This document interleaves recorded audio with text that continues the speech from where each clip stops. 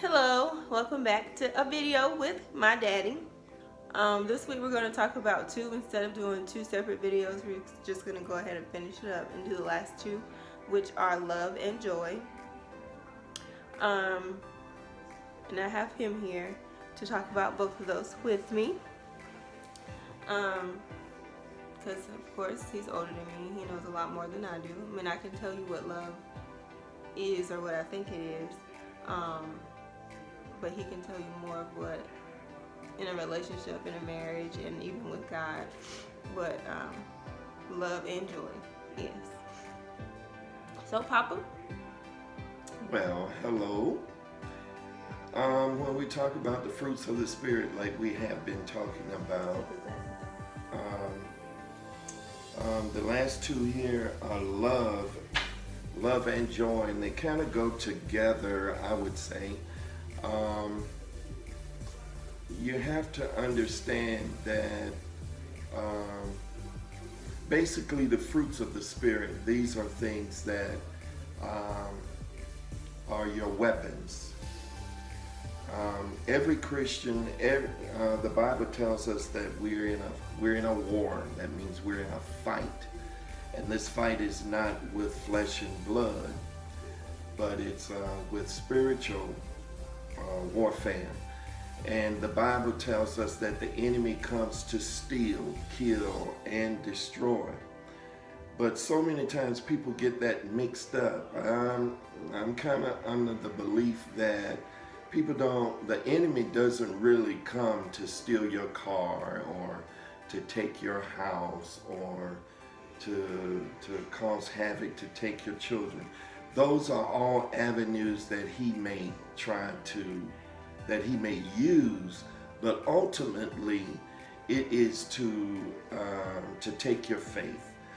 And so when we're talking about love today, I was thinking about 1 Corinthians 13 and 13. It says that these should abide in you.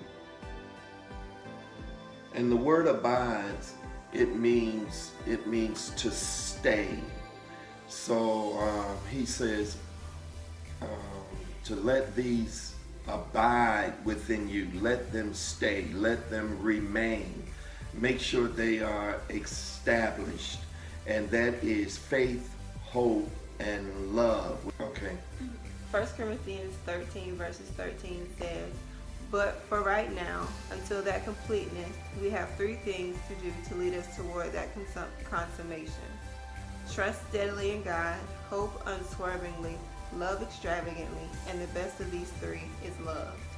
And the most important of these is love. So those are the avenues, and those are the things that the enemy is after.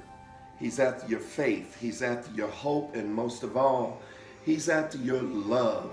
Because and since we're talking about love, I'll deal mostly on that. We must be aware that your weapons at all times is that which is invisible. It's not that which you can put your hand in. It's not a knife, it's not a gun. It's the invisible things that's your weapon. Faith. Without faith, it's impossible to please God. Hope. Without hope, there's no faith. So, and the next thing is love. If you don't have love, the Bible says above that in 1 Corinthians, he said you can do all this. You can move mountains and you can do all this kind of stuff. But if you don't have love, then you have nothing. But what we have, and I'm finding out, love is so misunderstood. Because people will say, love does not mean you're a doormat. Love does not mean that people treat you any kind of way and you accept it. The truth is, love sometimes the person that tells you no. The person that will stand up and stand their ground against you and say, that's not right. Well, we say that person don't love. And sometimes they love you more than the person that's telling you what you want to hear. Yes. Because they care more about your future and more about your well-being, that they're willing to say, no, that's not right. And that's what we get mixed up, because we think, well, they don't love me because they didn't tell me what I want to hear, not what I need to hear.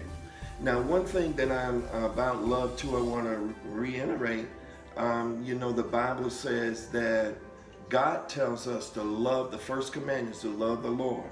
Love the Lord with all thy mind, thy soul, and thy heart. Okay, the heart is actually the center of the body, the most important muscle of the body, because without the heart, everything else falls apart. So it is with love. Without love, the Bible says that God is love.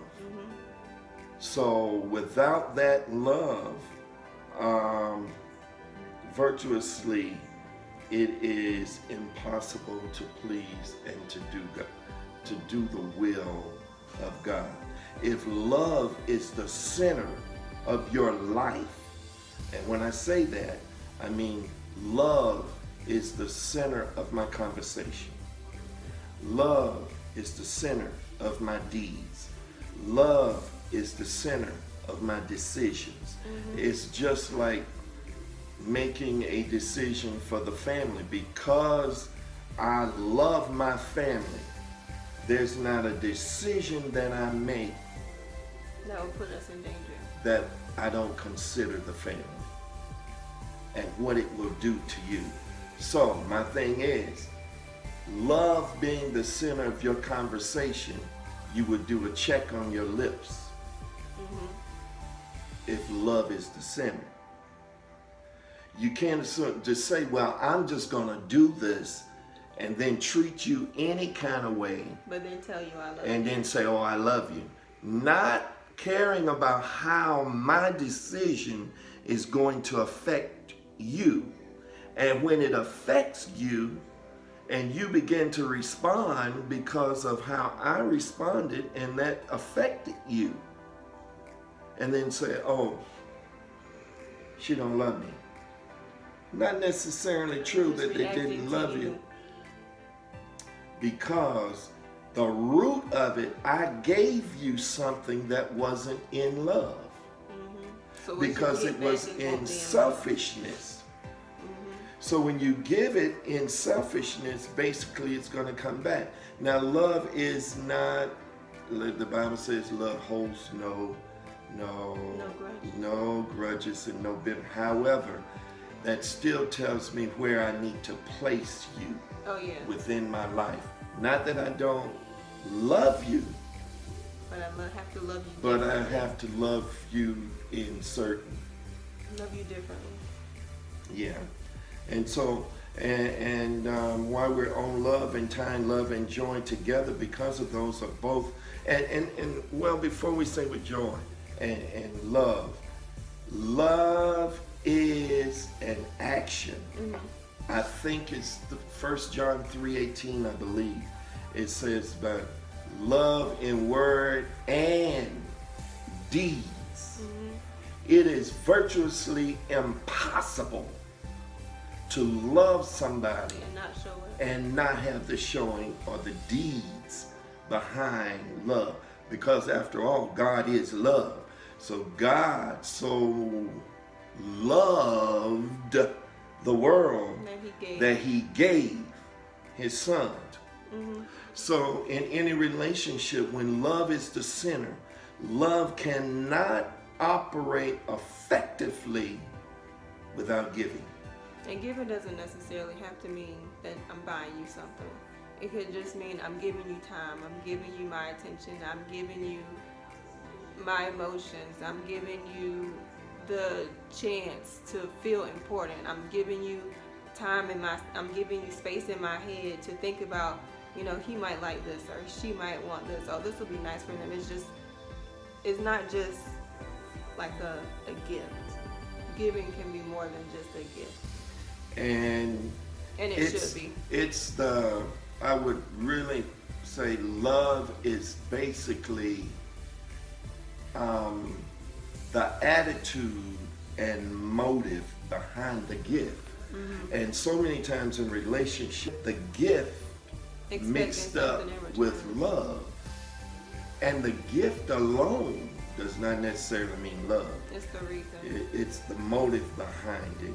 It's the expectation of, if I take you out on a date and I pay for your food and I treat you like a queen, like I'm supposed to, but in reality, my whole ultimate thoughts are, what am I gonna get later? What you gonna give me later?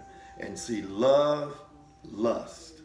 Love doesn't expect anything in return. They give it because they wanted to give it. They wanted to make you feel happy. They wanted to see you smile. Yes. They wanted you to be happy. They wanted to know that something they did made you feel loved.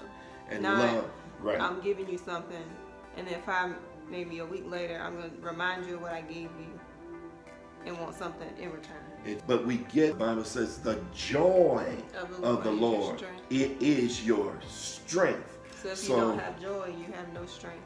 So now, if the enemy can take your love and he takes your joy, you have nothing to fight with. It says, out of everything, if you have love, no matter what you're going through, you can bounce back out. If you have joy, no matter what, the joy of the Lord is your strength. When you're feeling weak, just try it sometime. When you're feeling weak and you're feeling down and you're feeling depressed and you're feeling heavy,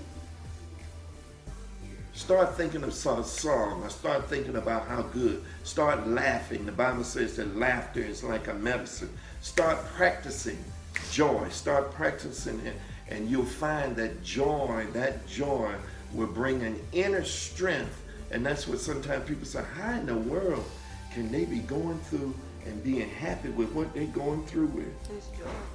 Your joy becomes your strength. So because that is your weapon, the enemy knows that's your weapon. And his ultimate goal is to seek, kill, steal, and destroy. That's what he's trying to take, your joy. He's trying to take your peace. He's trying to take your faith. He's trying to take your hope. And he's trying to take your love. If he can take you out of love, it's not long before, like I said, selfishness and pride and all that stuff comes in. So it's very important to know why God said love and to hold on to it, and why. Because that's what the enemy is after. And I think a lot of times, subconsciously, we're not aware of why we're losing certain battles and why we feel certain ways when the enemy has come in to have us make decisions that were outside of love and based in selfishness, and then wondering why things are falling apart. Mm-hmm.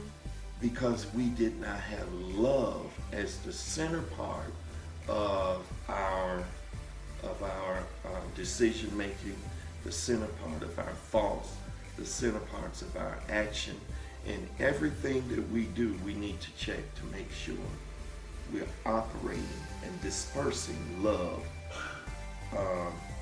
amongst us to other people. Mm-hmm. Well, thank you guys. I hope if you have any questions about love or joy, you can leave them below and I'll definitely try to answer them. If I can't, I will ask him. But thank you for watching. This is our last video for the Fruits of the Spirit. I'll start another series. Not sure what it's going to be, but I'll let you know when we start it. See y'all next time. Bye. All right.